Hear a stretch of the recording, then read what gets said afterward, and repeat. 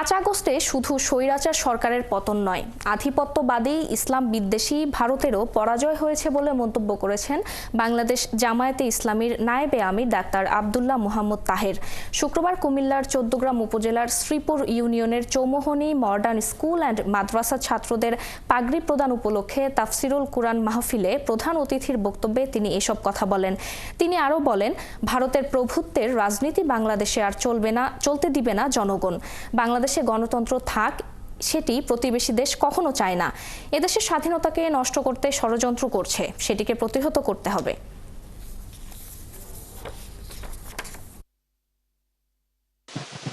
সালে আমরা স্বাধীন হয়েছিলাম, কিন্তু ভৌগোলিক স্বাধীনতা পেলেও আমরা সত্যিকার স্বাধীনতা ভোগ করতে পারিনি।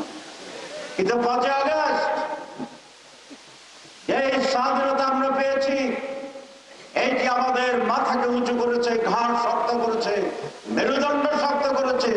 আধিপত্যবাদের পরাজয়ের পরে আমরা সত্যিকার স্বাধীনতা অর্জন করেছি।